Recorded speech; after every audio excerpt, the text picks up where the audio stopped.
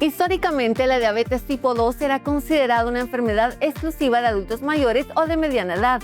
Sin embargo, en las últimas 2 décadas, el panorama global ha cambiado drásticamente debido al aumento exponencial de la obesidad infantil y juvenil, así como el sedentarismo. Esto está creciendo a un ritmo alarmante en niños, adolescentes y adultos jóvenes. Es momento de comenzar con los investigadores médicos para hablar de diabetes. Sí, es mucho más frecuente que probablemente hace unos 15, 20 años.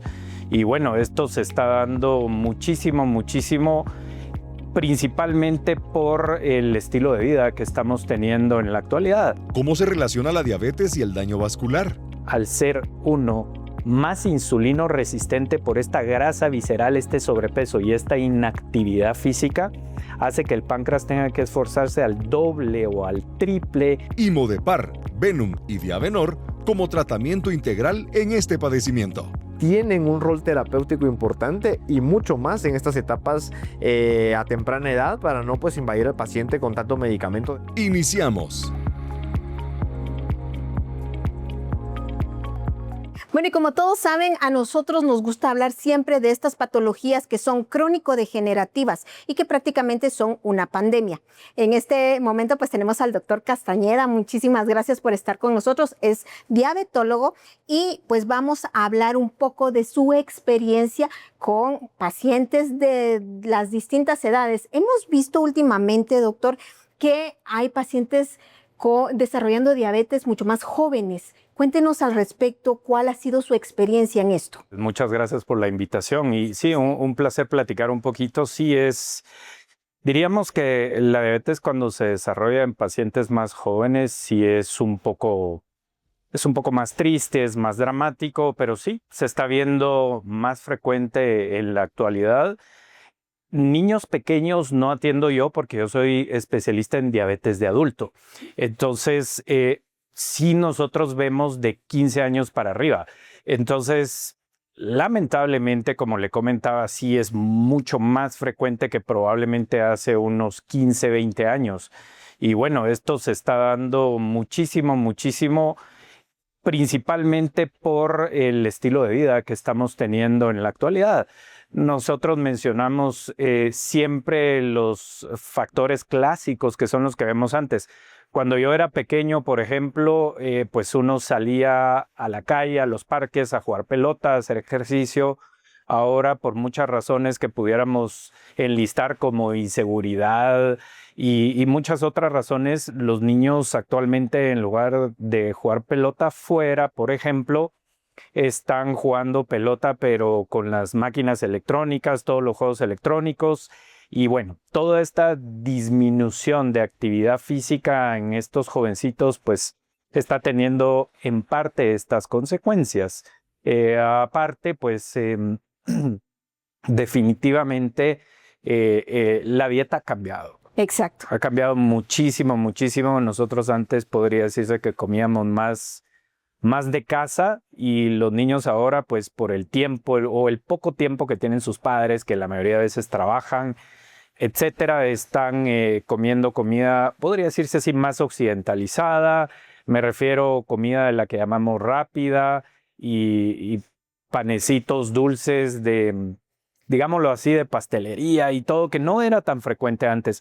Esto podría ser de los ingredientes que están haciendo lo que usted comenta, que sea un tema vital e importante platicar, que es la diabetes en personas más jovencitas. Exacto, cuando nosotros vamos buscando el porqué del aparecimiento de estas primeras, de esta causa o de esta enfermedad en jóvenes, pues nos damos cuenta que la nutrición tiene mucho que ver y vamos a algo importante que usted mencionaba en este momento, ¿verdad? Las horas de salida de casa de los niños es muy temprano y ya no tienen un desayuno como el que teníamos nosotros antes, por ejemplo, ¿verdad? Ahora los desayunos de estos niños pues dependen de una lechita empaquetada, un pastelito o un panito que definitivamente no nos va a dar los nutrientes que nuestros niños necesitan, ¿verdad? Yo le comento, doctor, tuvimos un caso de un paciente de 23 años, el cual fue bastante difícil de tratar por el hecho de su alimentación, como él venía acostumbrado a comer comida rápida, hamburguesas, pizza, incluso bebidas carbonatadas, ¿verdad? Y con él era bastante difícil el hecho de que él entendiera cómo podía comer adecuadamente. ¿Qué recomendaciones como diabetólogo usted nos brinda a los padres de familia que tenemos este problema en nuestra casa?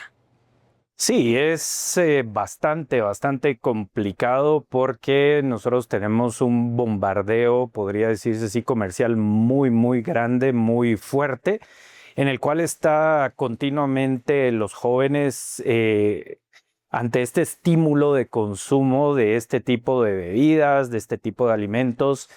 Entonces, es una situación compleja que debería llevar no solo campañas específicamente como hace usted su pregunta de qué hacemos en casa, sino debería ser un poquito más de políticas de gobierno y políticas de las municipalidades, de tratar de ayudar en este sentido. Pero específicamente en lo de qué podemos hacer en la casa es, no sé, levantarnos un poquito más temprano, dormirnos un poquito más tarde, pero tratando de hacer, por ejemplo, bebidas más naturales, que no salga uno corriendo como padre y le dé estas gaseosas a los niños porque no me dio tiempo de preparar una limonada, una jamaica, una cuestión por el estilo.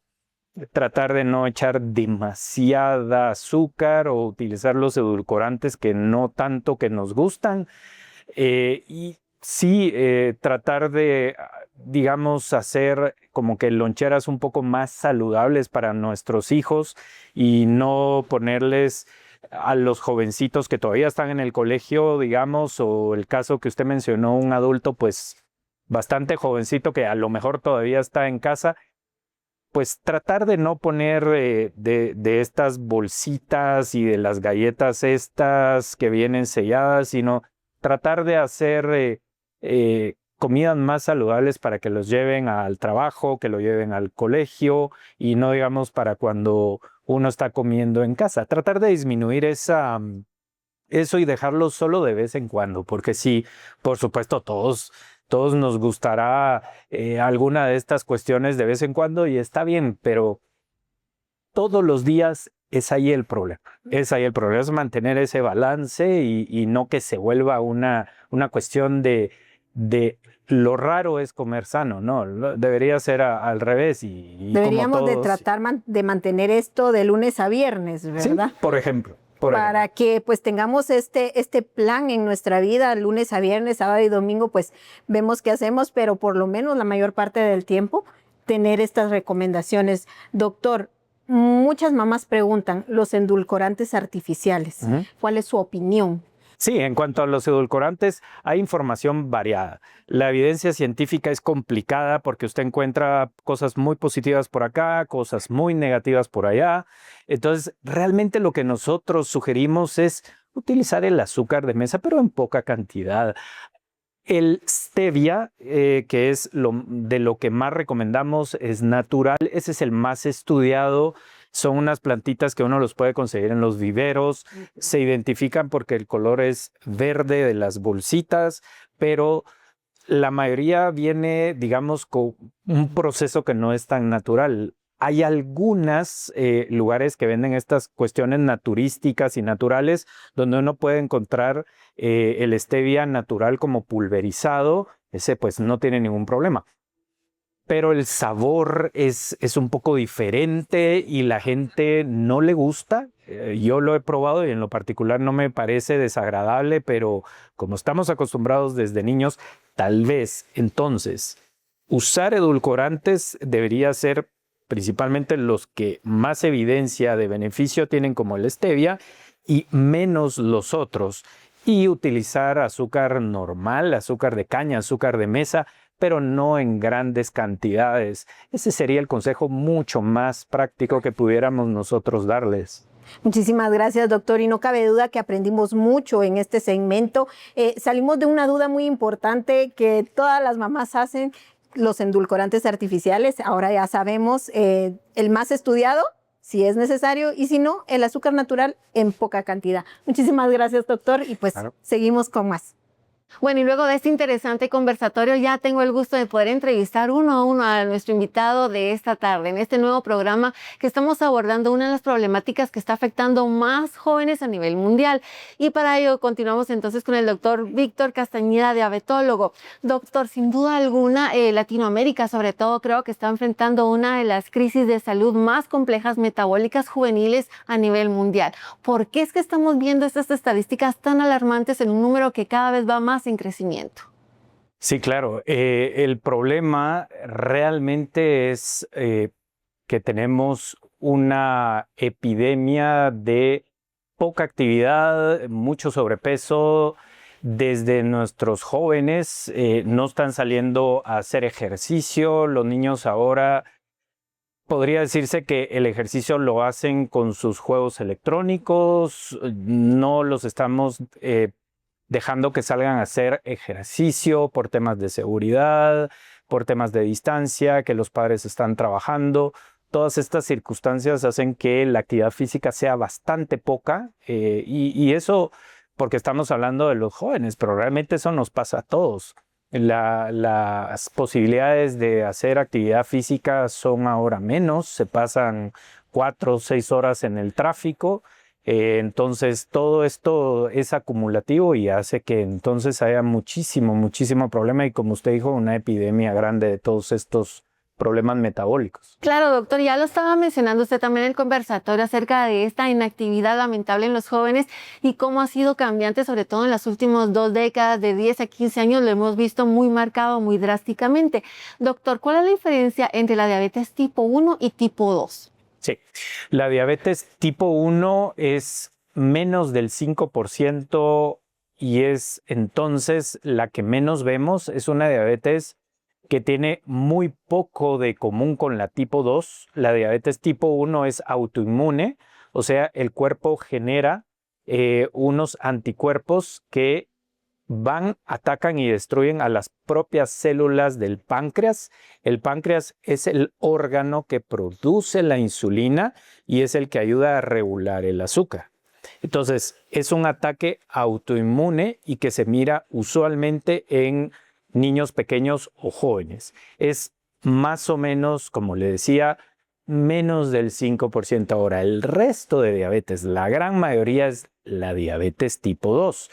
Entonces, esta es la que se da por muchos factores diferentes, como lo que mencionamos anteriormente, falta de actividad física, que nosotros le decimos sedentarismo, comienza a haber sobrepeso, el sobrepeso principalmente en el área central, lo que decimos que es crecimiento abdominal o como decimos en Guatemala, tener panza prominente, todo esto se va conjugando con una herencia. Y entonces, como ves, es diferente porque se conjugan muchos factores que no son solo hereditarios, sino son del medio ambiente. Entonces, todo esto es lo que al final hace que uno desarrolle diabetes y por eso es que lo hemos mencionado también en los pequeños, porque estos factores se pueden dar ahora también desde jóvenes o hasta personas bastante grandes, pero a grosso modo esta es la diferencia entre una y otra diabetes. Perfecto, muchas gracias, doctor. Y lamentablemente vemos cifras que están afectando a niños que incluso desde los 10 años ya podrían presentar algún tipo de dificultad.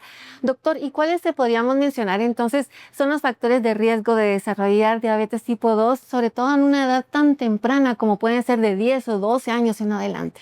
Sí, prácticamente si tienes 10, 12, 15 años o eres un adulto, vienen siendo los mismos factores. El tema de inactividad física, todo esto influye mucho, hace que ganemos peso y todo este peso que ganamos que se traduce en grasa y principalmente la grasa visceral, nosotros le llamamos que es tóxica. Esta grasa visceral es uno de los factores más grandes que tenemos que influye en la insulinoresistencia.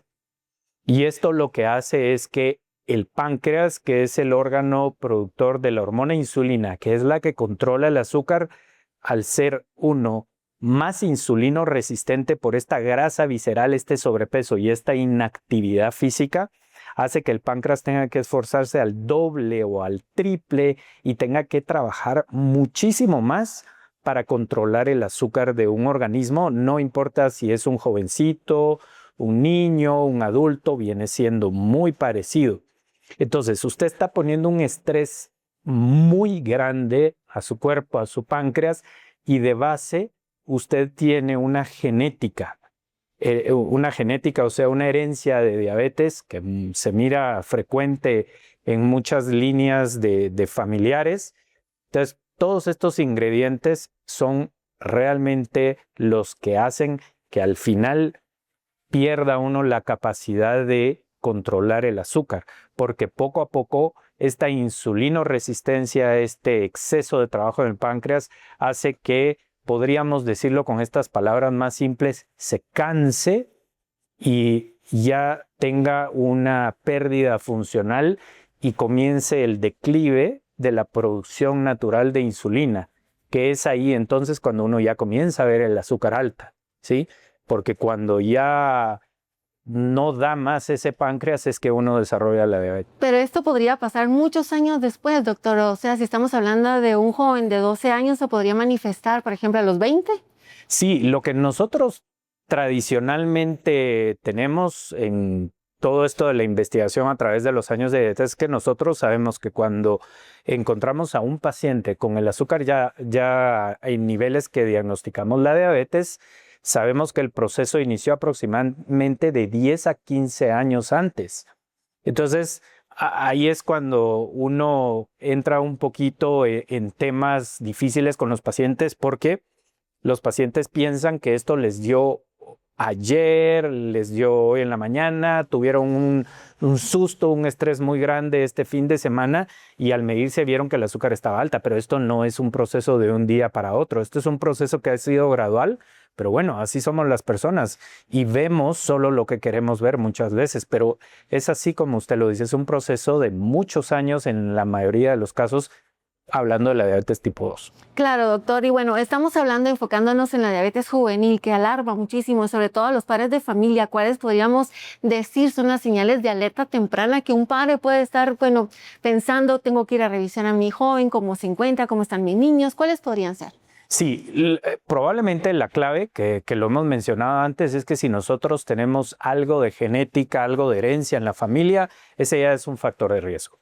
Entonces, ya lo que nosotros vemos en nuestros hijos que pudiera alarmarnos o en las personas más jóvenes son sobrepeso. El sobrepeso principalmente en el área central, el perímetro abdominal grande es el peor de todos. Otras manifestaciones que nosotros podemos tener, que la vemos muy frecuente, son unas manchas que vemos en los pliegues. Se pueden ver en los pliegues de la nuca, del cuello, en los pliegues del codo, de las axilas, las áreas inguinales, rodillas. Son unos pliegues oscuros que pareciera que uno tuviera, llamémoslo así, como oscuro, como suciedad. Nosotros le llamamos acantosis nigricans, que son unas manchas que son consecuencia de esta insulinoresistencia que hemos estado hablando. Tener todas estas características no quiere decir que eso sea la diabetes. La diabetes realmente se da cuando el azúcar numéricamente está a un nivel que ya uno diagnostica diabetes, pero sí que son los signos, los síntomas que nosotros podemos ver en nuestros niños. Esos son de los más importantes que nosotros tenemos que detectar porque es cuando debemos y podemos actuar. Doctor, algo muy importante, ¿es posible revertirla, prevenirla de alguna manera? Definitivamente, podemos hacer todo lo que usted menciona. El tema es que la base o la raíz también tiene mucho que ver con la parte cultural.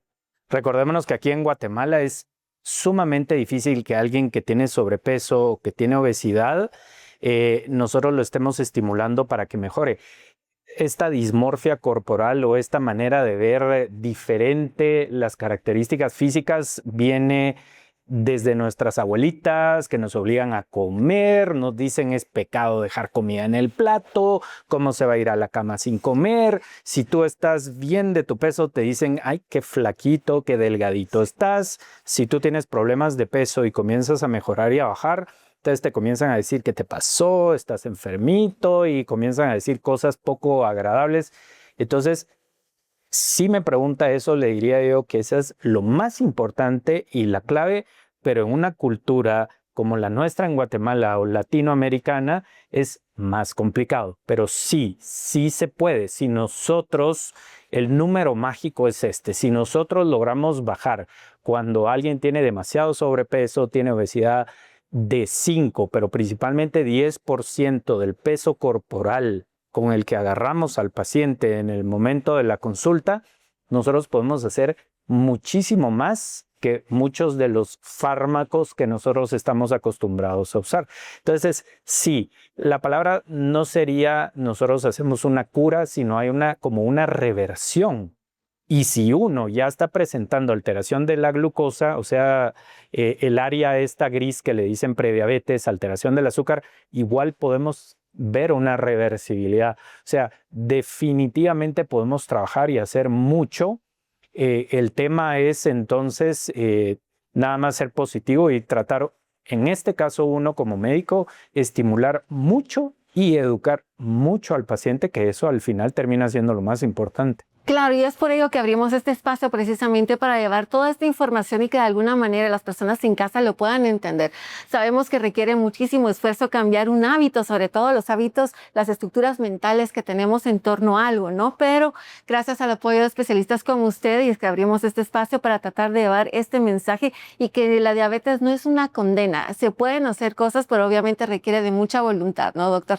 Pero bueno, muchísimas gracias por habernos acompañado. Nosotros vamos a abordar más adelante otros temas y sobre todo el impacto de la medicina biomolecular y cómo nos viene a ayudar para contrarrestar y mantener sanos a nuestros jóvenes. Gracias, doctor. No, a ustedes. Continuamos con más.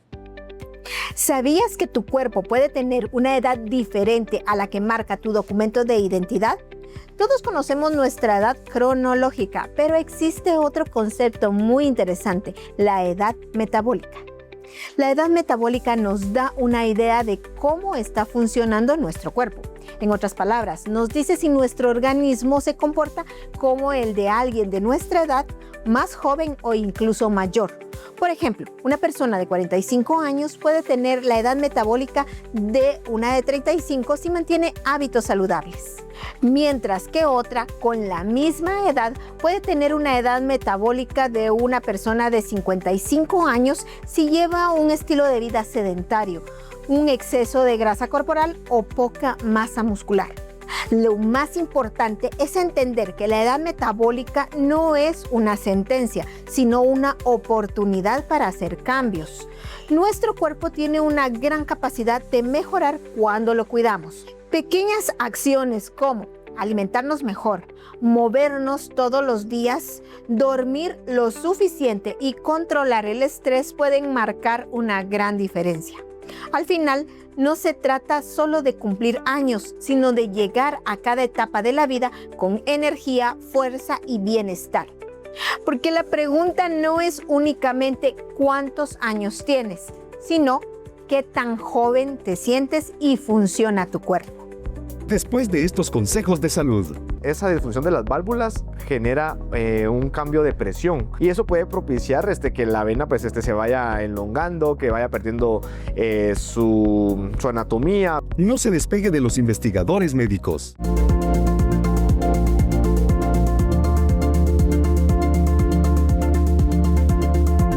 Soy el Dr. Jacobo Aguilar de las Clínicas de Innovación Médica. Tomar conciencia de nuestro estado de salud es valiosísimo, de tal manera que una detección temprana hace la gran diferencia en mantener nuestra salud y nuestro bienestar. Si tú eres un paciente con una enfermedad crónico-degenerativa o estás padeciendo alguna enfermedad de reciente aparecimiento, como diabetes, síndrome metabólico, hipertensión arterial, incluido cáncer, debes agendar una cita a las Clínicas de Innovación Médica. Puedes llamar sencillamente a los teléfonos 30 13 35 96 866 o 2295-3000. Cada día que pasa sin atender esas enfermedades, estas avanzan inexorablemente y afectan tu calidad de vida. En las clínicas de innovación médica ponemos a tu disposición atención especializada.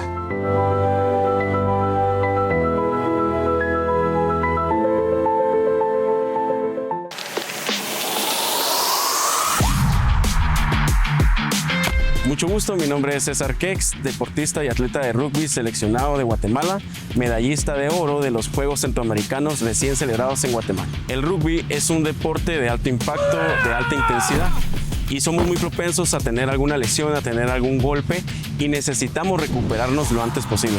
Por eso usamos Cetix Gel.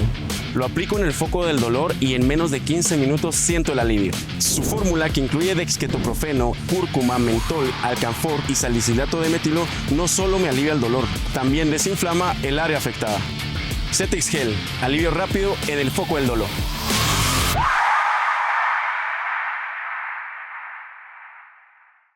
Sé parte del primer simposio Primary Care de Corporación Farmalat. Actualízate en la atención primaria del paciente. Comparte experiencia con otros colegas. 28, 29 y 30 de julio a las 18 horas. Inscríbete a través del código QR o solicítale el link a tu visitador. Este evento incluye horas crédito.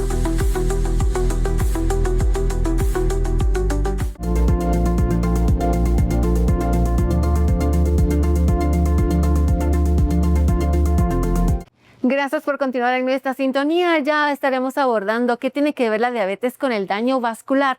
Y para hacerlo me complace tener al doctor Jorge Vargas para empezar a hablar y a desglosar este tema. Así que, doctor, ¿cómo te encuentras? Y gracias por acompañarnos. ¿Qué tal, Diana? Pues contento nuevamente de hablar temas tan importantes en salud y más sobre justamente una enfermedad que bastante común, que cada vez la población tiene más contacto con ella, ¿verdad? De manera a veces sin saberlo justamente, y todas las complicaciones que esto trae. Perfecto, vamos a iniciar entonces porque quiero saber cómo afecta realmente la diabetes a los vasos sanguíneos, sobre todo en los primeros años de la enfermedad.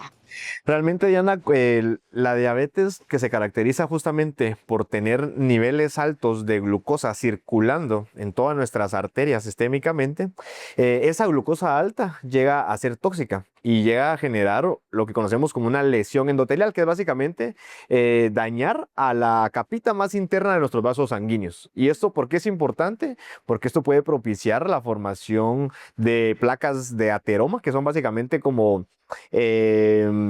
obstrucciones que se van generando en las arterias. Eso puede afectar directamente a la circulación y al flujo de sangre y poder desencadenar que un paciente tenga inclusive hipertensión arterial o tenga alguna cardiopatía como un infarto, por ejemplo. Claro, doctor. Y bueno, muchas personas creen realmente que la diabetes solo es tener el azúcar elevada, pero realmente, ¿qué es lo que ocurre a nivel circular cuando estamos hablando de la circulación, mejor dicho? Bueno, realmente, Diana, sabemos de que la glucosa alta justamente que se mantiene, de hecho, hay un fenómeno ahora, la verdad, que se habla mucho del que una persona que todavía no es diagnosticada con diabetes, sino que está como un paso atrás. Hablamos de resistencia a la insulina. ¿Por qué te lo menciono? Porque resulta que desde ahí este paciente ya está teniendo un daño a nivel vascular, a nivel justamente de nuestras arterias, ¿sí?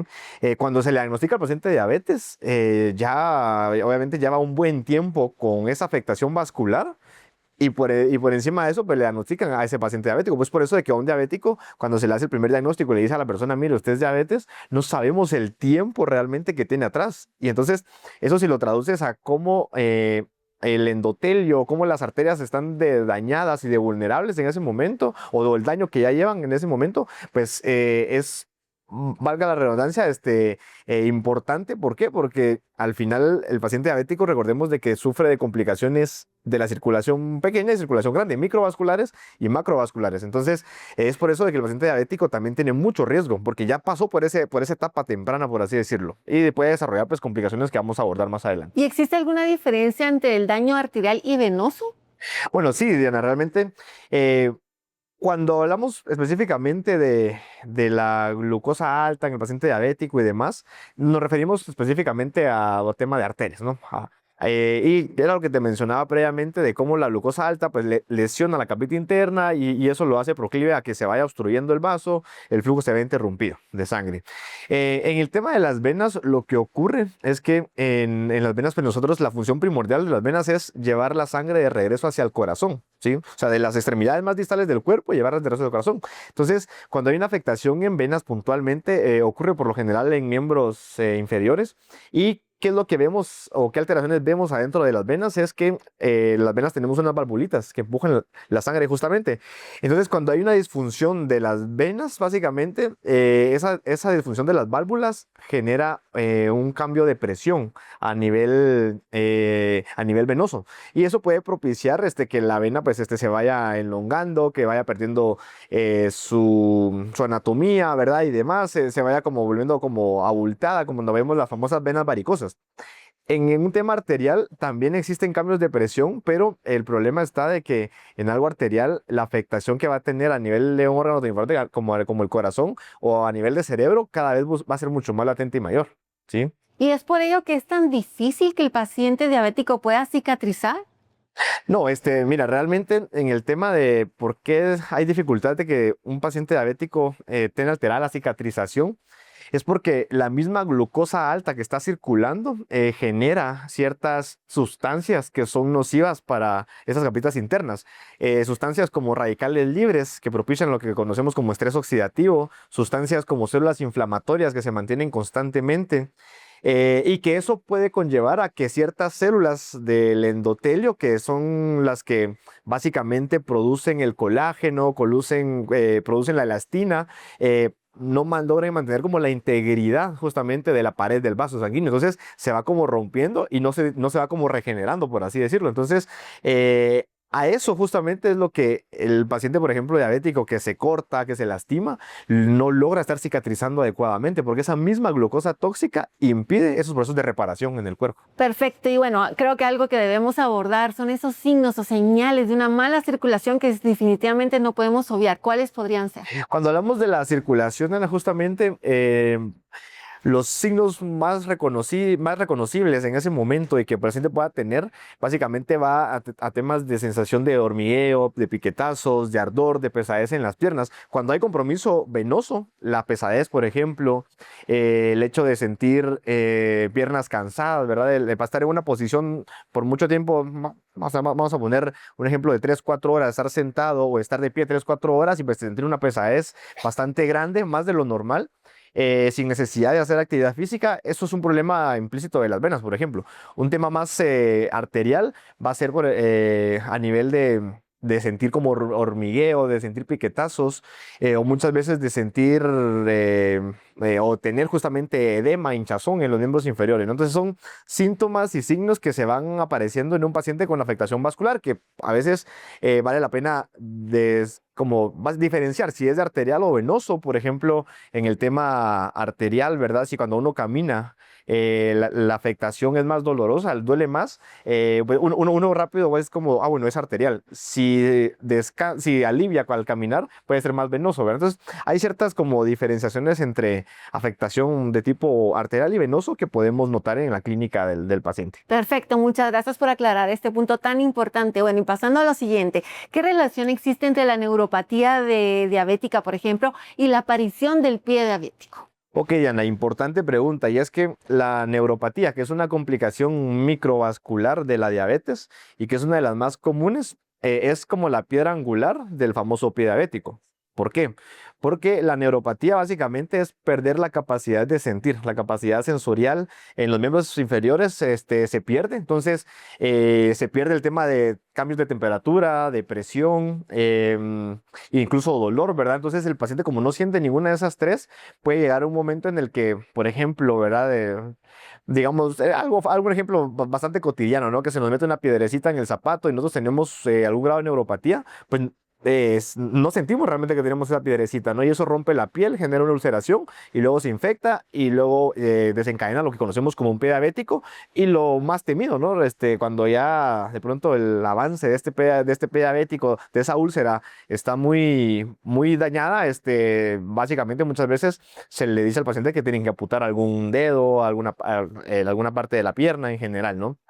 Y eso justamente pues se vuelve algo bastante importante que prestarle atención, y por esa razón de que, por ejemplo, un paciente mayor, ¿verdad? Que hoy por hoy hablamos y conocemos mucho acerca de los juanetes, por ejemplo. Los juanetes al final se vuelven un factor de riesgo. ¿Por qué? Porque hasta para el zapato se vuelven generan más presión. Entonces, por ahí también es bastante común ver en un paciente mayor que en el juanete justamente empieza la ulceración.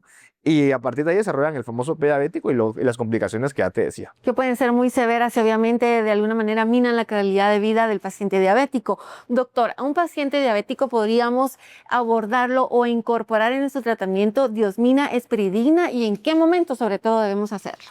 Totalmente, Ayana. Y es que justamente existen productos justamente como el Venum, que tiene diosmina, esperidina, punicalagina y ácido ascórbico, que si bien es cierto, la función primordial de la diosmina esperidina, por ejemplo, es a nivel venoso, pero hay algo en particular en un paciente diabético. Hablamos de que más allá del compromiso de mantener el azúcar alta, es la afectación vascular del endotelio, las capitas internas de la arteria.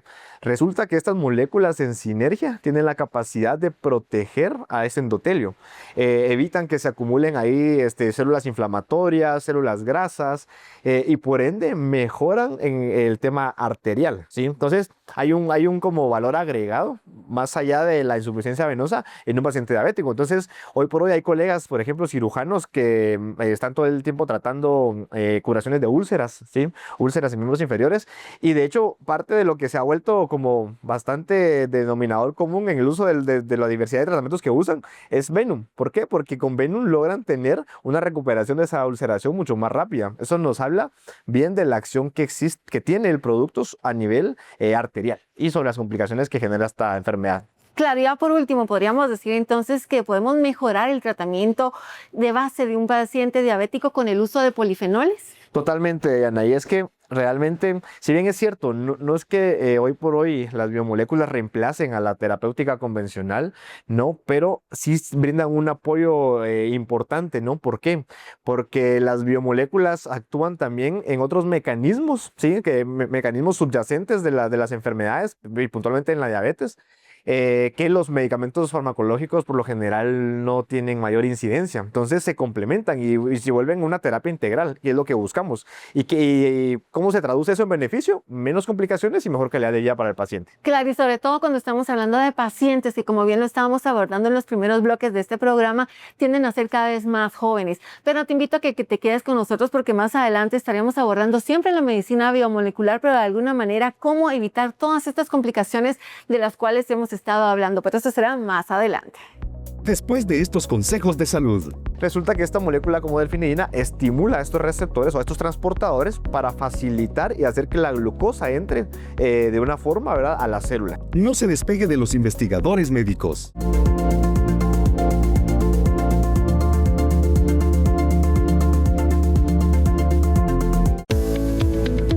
Hola, soy la doctora Gabriela Miranda y hoy quiero invitarte a que le des prioridad a tu salud y a la de tu familia. Por eso, haz una cita con nosotros al 30 13 35 96 o visita las clínicas del CIM. Y hoy te enseño cómo llegar. ¡Vamos!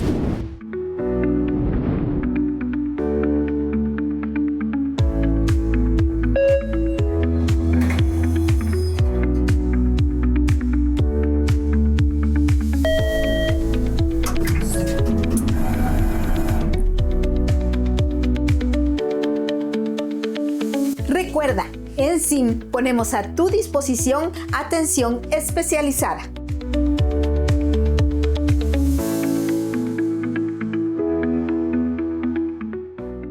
Innoviofarma es nuestra línea de innovación molecular en Corporación Farmalab. Con más de 15 años como pioneros en la utilización de polifenoles en Latinoamérica, ofreciendo alternativas terapéuticas a padecimientos crónicos degenerativos comunes en la región. 2016, lanzamos Limtox y Oconex. Oconex enfocado a disminuir los efectos secundarios del tratamiento oncológico. Limtox enfocado en la enfermedad hepática y BPH respectivamente. 2017, Proxacin enfocado a la salud prostática. Y Cevilac, adultos y niños para mejorar el sistema inmune. 2019, Diabenor, el aliado perfecto para la prediabetes y la terapia dual en la diabetes. 2020, Norbrain para el sistema nervioso central. Venom, flebotónico de última generación. 2021, Flandol para la inflamación crónica de bajo grado. 2022, Oxidavit, el aliado perfecto para la recuperación del paciente convaleciente. 2024, Movepar, enfocado en el síndrome metabólico y en el síndrome de ovario poliquístico. En Corporación Pharmalat somos los pioneros en la investigación y desarrollo de productos a base de polifenoles con efectos terapéuticos de valor.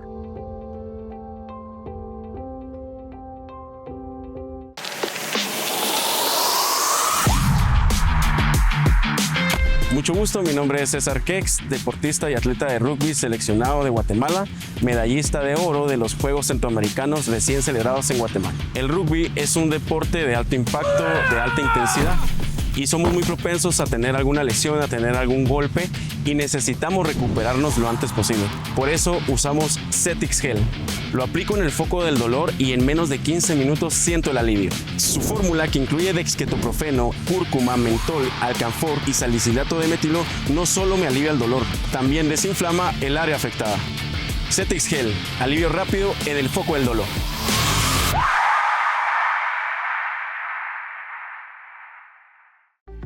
Hola, ¿qué tal? Soy el Dr. Jorge Vargas, médico de Corporación Pharmalat. Te invito a que el próximo 28, 29 y 30 de julio no te pierdas nuestro primer webinar de atención primaria, el Primary Care 2026 Pharmalat, en el cual se abordarán temas de actualización en traumatología, ginecología e infectología. Si quieres más información, pídele o solicítale el link de acceso al visitador médico o bien escanea este código QR. Este evento cuenta con horas crédito, te esperamos, inscríbete.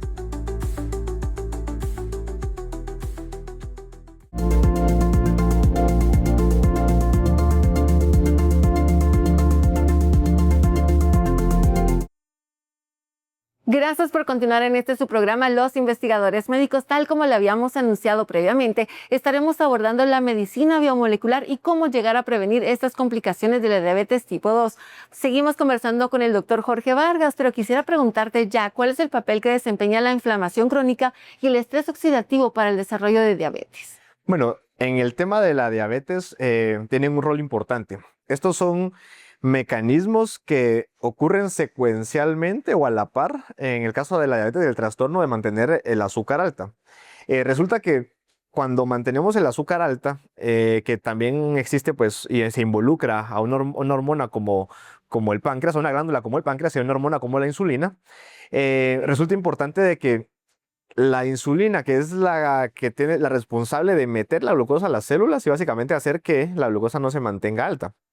Cuando eso falla, justamente ese fenómeno falla, el páncreas, en pro de compensar, produce más insulina, ¿no? Entonces lleva a la célula pancreática o la somete como a un estrés. Y si lo traducimos a nivel bioquímico, se genera lo que tú bien mencionabas, estrés oxidativo. Hay muchos radicales libres porque estamos como haciendo que la maquinaria de la célula pancreática trabaje más.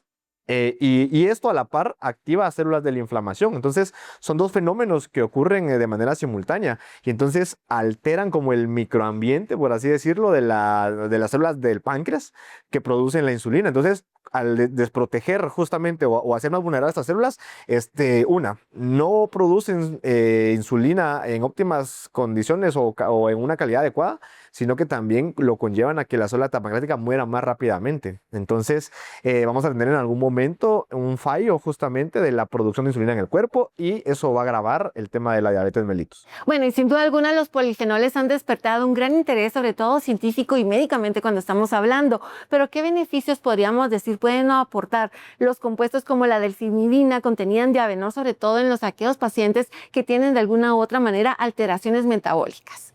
Resulta, Diana, importante mencionar que la delfinidina es un polifenol, justamente es una molécula que ha tenido mucho auge recientemente en aspectos de mejorar el control y el metabolismo de glucosa. ¿Cómo lo hace? Pues básicamente nosotros tenemos en todos nuestros tejidos unos receptores que se llaman transportadores de glucosa que facilitan básicamente el ingreso de la glucosa desde afuera de la célula hacia adentro de la célula. Y eso ocurre a nivel de todos los tejidos. Entonces hay unos transportadores que se llaman GLUT4.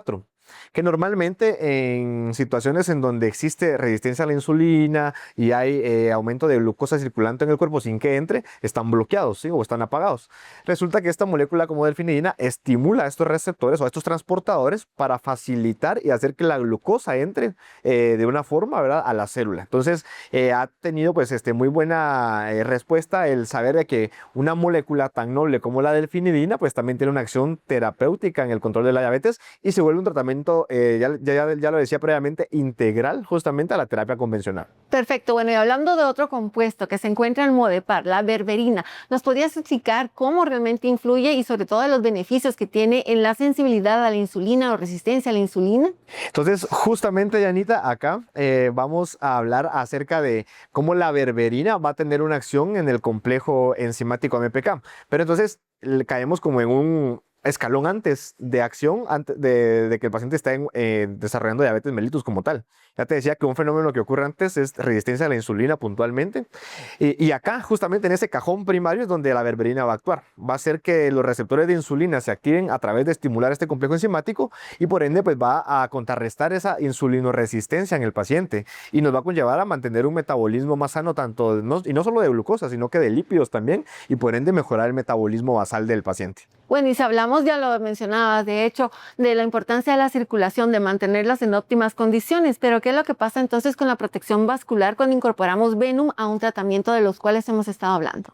Ok, entonces le damos un valor agregado justamente porque cuando asociamos moléculas que tienen la capacidad de tener un efecto protector en el endotelio, pero también estamos trabajando aspectos metabólicos, que ya te decía que al final un trastorno metabólico te conlleva a daño vascular. Entonces estamos atacando dos frentes y dos situaciones que van de la mano y que entonces hay que entender que desde muy temprano tiempo, ¿verdad? Hay que empezar a abordar al paciente que solo hoy por hoy es diabético, que tal vez no estoy pensando en complicaciones macrovasculares, está propenso, ¿verdad? Está muy propenso. Entonces, apoyarse de moléculas que tengan una acción protectora de las mismas complicaciones o mal control de un paciente diabético, adelantarnos a eso un poco, pues podríamos ganar tiempo para el paciente y evitar complicaciones en el mediano o largo plazo. Claro, bueno, había un estudio hecho por un aval científico muy grande que se llama Today, que se encarga precisamente de evaluar cómo ha sido el daño de la diabetes en los jóvenes y en los niños, respaldado por la ciencia y de alguna manera arrojaba datos muy importantes que ponían en alerta no solo a los médicos, sino también a todos los científicos, porque decían que la diabetes actuaba mucho más rápida y más agresiva, sobre todo en los niños y adolescentes. Yo sé que tú te mantienes siempre muy a la vanguardia de estos temas y te quería preguntar entonces cómo afecta realmente la diabetes a los músculos y al sistema nervioso de nuestros jóvenes. Perfecto, Diana, y es que tocaste un tema bien importante porque cada vez existe más riesgo de que el paciente joven desarrolle no solo... por lo general, lo común es que el paciente joven desarrolla diabetes tipo 1, porque tiene una causa autoinmune como tal. La diabetes tipo 2, que está asociada a factores de riesgo, sedentarismo, mala alimentación, etc. Resulta que cada vez está mucho más prevalente en el paciente joven. Y esto, ¿por qué es importante como hacer esa aclaración? Porque justamente cada vez hay más pacientes jóvenes con diabetes tipo 2 diagnosticado y entonces un paciente, por ejemplo, a los 15 años o 17 años con diabetes tipo 2, a los 27 va a tener un gran riesgo de tener una complicación macrovascular, a nivel ocular, a nivel de la neuropatía que ya lo hablábamos, a nivel de un daño renal. Entonces, eso es muy alarmante, muy preocupante.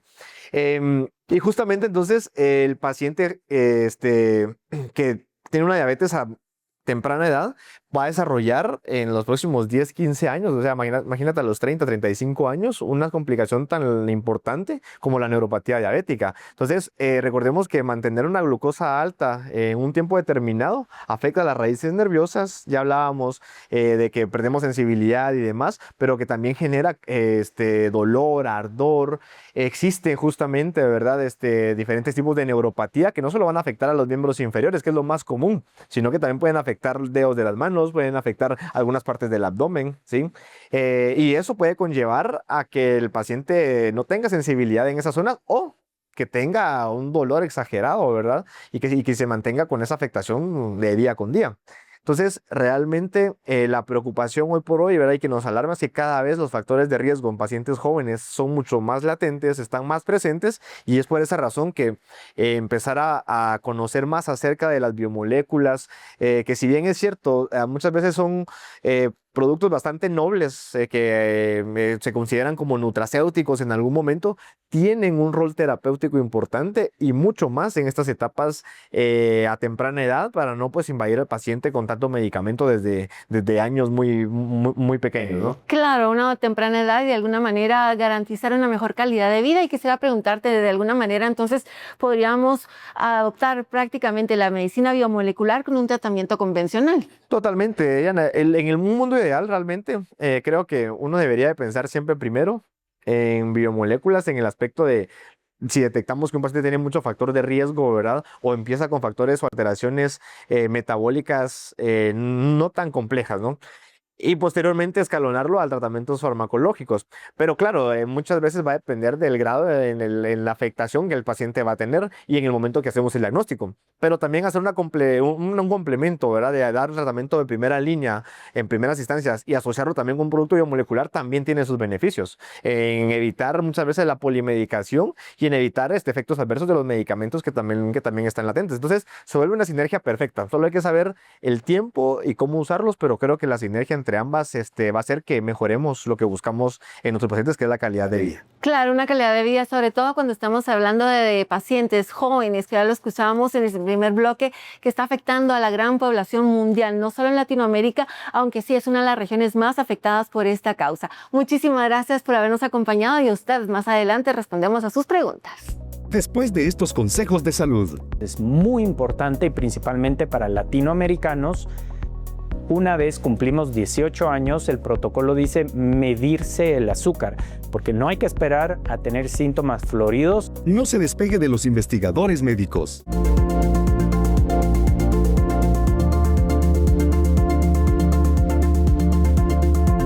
Soy el Dr. Jacobo Aguilar de las Clínicas de Innovación Médica. Tomar conciencia de nuestro estado de salud es valiosísimo, de tal manera que una detección temprana hace la gran diferencia en mantener nuestra salud y nuestro bienestar. Si tú eres un paciente con una enfermedad crónico-degenerativa o estás padeciendo alguna enfermedad de reciente aparecimiento, como diabetes, síndrome metabólico, hipertensión arterial, incluido cáncer, debes agendar una cita a las Clínicas de Innovación Médica. Puedes llamar sencillamente a los teléfonos 30 13 35 96 o 22 95 30 00. Cada día que pasa sin atender esas enfermedades, estas avanzan inexorablemente y afectan tu calidad de vida. En las Clínicas de Innovación Médica ponemos a tu disposición atención especializada.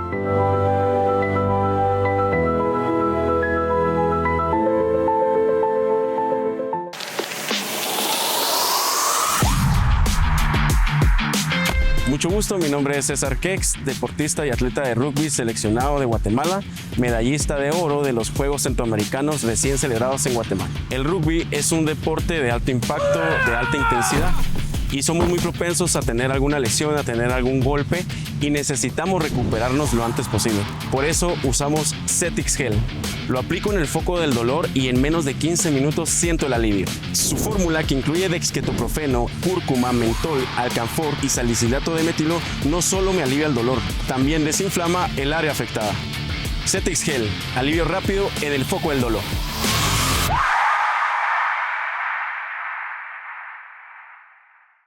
Sé parte del primer simposio Primary Care de Corporación Farmalat. Actualízate en la atención primaria del paciente. Comparte experiencia con otros colegas. 28, 29 y 30 de julio a las 18 horas. Inscríbete a través del código QR o solicítale el link a tu visitador. Este evento incluye horas crédito.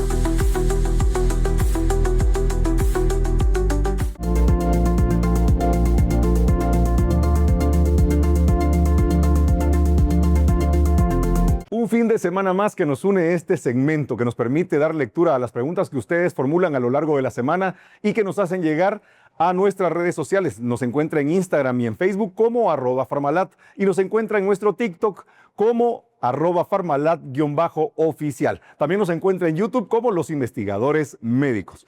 Y la primera de ellas nos la envía José Ramírez, nuestro televidente. La pregunta dice así: ¿el consumo frecuente de bebidas azucaradas y alimentos ultraprocesados realmente aumentan el riesgo de desarrollar diabetes tipo 2 desde joven?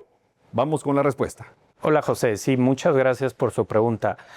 Definitivamente todas estas bebidas no son sanas. Todas estas bebidas que tienen demasiada cantidad de azúcar y demás son realmente nada buenas. Lo que pasa es que usted tiene que acostumbrarse a usted y a sus hijos a tomar bebidas naturales como limonada, jamaica, cuestiones por el estilo, porque sí, esta cantidad de azúcar que aportan estos productos definitivamente se suma a cualquier otra cantidad grande de carbohidratos y cuestiones procesadas que usted ingiera, así que sí son un riesgo, no específicamente para desarrollar diabetes, pero sí son un riesgo para que, el control del azúcar o la cantidad de azúcar que uno debe ingerir al día se pase. Gracias, doctor Castañeda, por esa respuesta a nuestro televidente. Vamos a dar lectura a la siguiente pregunta y esta nos la hace llegar Paola Castillo. La pregunta dice así: ¿es posible tener diabetes tipo 2 y no presentar síntomas durante mucho tiempo? Adelante, doctor, con la respuesta. Sí, hola Paola. Sí, sin lugar a dudas, es exactamente como usted lo dice. Nosotros sabemos muy bien que el 50% al menos de las personas con diabetes tipo 2 no van a presentar síntomas. No todos tienen que tener síntomas para presentar diabetes. Y entonces es muy importante, y principalmente para latinoamericanos, una vez cumplimos 18 años, el protocolo dice medirse el azúcar, porque no hay que esperar a tener síntomas floridos para actuar y medirse la glucosa. Muy bien, gracias, doctor Castañeda, por esa respuesta. Si hasta el momento usted se ha sentido identificado con las preguntas, con las respuestas y lo que se ha hablado en el programa, puede agendar una cita en las clínicas del CIM al 30 13 35 96. Además, puede dirigirse al edificio Tikal Futura, Torre Luna, octavo nivel, Clínica A, en donde nuestros médicos le atenderán. Y es momento de dar lectura a la pregunta que nos ha hecho nuestro televidente Luis Hernández. La pregunta dice así: ¿cuánto influye el sedentarismo en el desarrollo de diabetes tipo 2 en los jóvenes, incluso si no tienen sobrepeso? Adelante, doctor Castañeda, con esa respuesta. Ok, Luis, sí, su pregunta es muy importante. No todo es igual en medicina, no todos tenemos el mismo riesgo, no todos al mismo peso vamos a desarrollar problemas de la glucosa, entonces tampoco esto tiene que ser así. Si mi peso es el normal, pero por ejemplo yo tengo cierto crecimiento abdominal, obesidad abdominal o el perímetro abdominal más grande, pues bueno, a eso agréguele lo del sedentarismo que usted dice, o falta de hacer ejercicio, y entonces ahí sí está sumando ingredientes para tener problemas en temas de diabetes o de azúcar alta. Gracias, doctor Castañeda. Gracias a nuestros televidentes que nos han escrito este fin de semana. Vamos a leer la pregunta que nos hace llegar el señor Jorge Sánchez. La pregunta dice así: atento, doctor Castañeda, y atentos todos ustedes ahí en casita. ¿Qué señales nos indican que un adolescente o un joven debería realizarse estudios para descartar diabetes tipo 2? Vamos con la respuesta. Sí, Jorge, sí, lo que usted debe vigilar en sus hijos, en los adolescentes, son los mismos síntomas de cualquier persona, no importa si sea adulta. Tiene que revisar su piel, que no tenga unas manchas oscuras en el cuello, en los pliegues como codo, rodillas, ingles. Estas manchas oscuras que son insulinoresistencia, nosotros le llamamos acantosis nigricans. Estos son un aviso de que ya están las alteraciones dándose. Usted debe ver que su adolescente no tenga trastornos del peso, no tenga agrandado el perímetro abdominal, que esté haciendo ejercicio, aunque eso no es un hallazgo que usted va a ver físicamente, pero que sí se suma. Prácticamente esas son las situaciones aunadas a la parte de herencia. Si usted, la mamá, los tíos, los abuelos, hay alguien ahí que esté heredando este tema, pues entonces con más razón hay que poner mucha atención a estos hallazgos. Gracias, doctor Castañeda. Gracias a todos ustedes, nuestros televidentes que nos escriben cada fin de semana a nuestras redes sociales. Muy rápidamente se las recuerdo, nos encuentra en Instagram y en Facebook como @Farmalat. y nos encuentra en nuestro TikTok como @farmalat_oficial. Si este programa lo ha hecho sentirse identificado o conoce a alguien que necesite visitar o consultar con su médico, lo puede hacer visitándonos en las clínicas del CIM. Están ubicadas en el edificio Tikal Futura, Torre Luna, 8º nivel, Clínica A, o puede agendar su cita al 30 13 35 96. Mientras tanto, nosotros continuamos con más de los investigadores médicos. Los jóvenes no cambian sus hábitos de forma aislada. Las estadísticas demuestran que las intervenciones de prevención tienen un 80% más probabilidades de éxito cuando la misma familia adopta mejores hábitos de alimentación y movimiento y realizando consultas preventivas con el médico. Muchísimas gracias por habernos acompañado.